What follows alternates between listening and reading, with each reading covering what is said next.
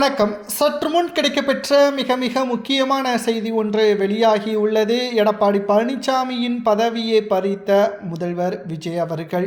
அதிமுகவில் எடப்பாடி பழனிசாமி அவர்கள் தான் பொதுச் செயலாளர், அதிமுக தான் ஆட்சியை அமைக்கும் என்ற மிகப்பெரிய அளவில் கௌரவத்தில் இருந்தார் எடப்பாடி.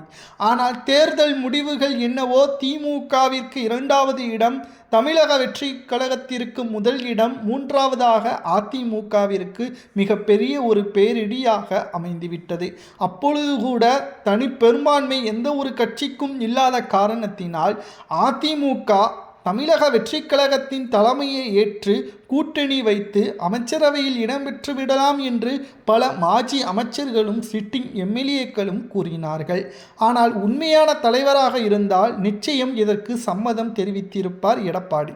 ஆனால் தன்னுடைய பதவி அதிகாரம் பறிபோகிவிடுமோ, தன் பேச்சை யாரும் கேட்க மாட்டார்களோ, நேற்று வந்தவருக்கு நாம் முதல்வர் இருக்கையை விட்டு கொடுப்பதா என்று நினைத்து கொண்டு எடப்பாடி பழனிசாமி அவர்கள் அவரது சுயநலத்திற்காக அதிமுகவின் தொண்டர்களையும் சிட்டிங் எம்எல்ஏக்களையும் மாவட்ட செயலாளர்களையும் மதிக்கவில்லை. இதனால் அதிமுகவில் நடந்தது என்ன? கூண்டோடு அதிமுகவில் இருந்து நிர்வாகிகளும் சிட்டிங் எம்எல்ஏக்களும் மாஜி அமைச்சர்களும் பெரும் படையுடன் அதிமுகவில் இருந்து விலகி தமிழக வெற்றி கழகத்தில் இணைந்து எடப்பாடி பழனிசாமி அவர்களது முகத்தில் கரியை பூசினார்கள். தற்பொழுது எடப்பாடி பழனிசாமி அவர்கள் வெற்றி பொதுச் செயலாளராகத்தான் இருக்கிறார். அது மட்டுமல்ல, அதிமுகவில் இருக்கக்கூடிய மிக முக்கியமான நிகழ்வுகளை வைத்து பார்க்கும் பொழுது அதிமுகவில் பல்வேறு பிரச்சனைகளுக்கு எடப்பாடி பழனிசாமி மட்டுமே காரணமாகவும் அமைந்துள்ளார். அதிமுகவில் பல்வேறு பிரச்சனைகளுக்கு எடப்பாடி பழனிசாமியை மட்டும் காரணமாக இருந்தால் முதல்வர் விஜய் அவர்கள்தான் எடப்பாடி பழனிசாமி அவர்களது பதவியை தற்பொழுது வெற்று பதவியாக மாற்றியுள்ளார். ஏனென்றால் சொல்லும் அளவிற்கு அதிமுகவில் தற்பொழுது மூத்த நிர்வாகிகள் கிடையாது. அதே சமயம் எடப்பாடி பழனிசாமியின் பேச்சை கேட்கக்கூடிய தொண்டர்கள் அதிமுகவில் இல்லை.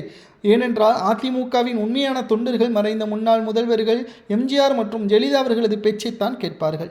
எடப்பாடியின் பேச்சை சிறிது காலம் கேட்டார்கள். ஆனால் சுயநலமாக எடப்பாடி செயல்பட்டதால் முதல்வர் விஜய் அவர்கள் பதவிக்கு வந்த பிறகு எடப்பாடியின் பதவியை முழுமையாக பறித்துவிட்டார் முதல்வர் விஜய் என்றும் சமூக ஊடகங்களில் தகவல்களையும் பதிவுகளையும் நம்மால் பார்க்க முடிகிறது.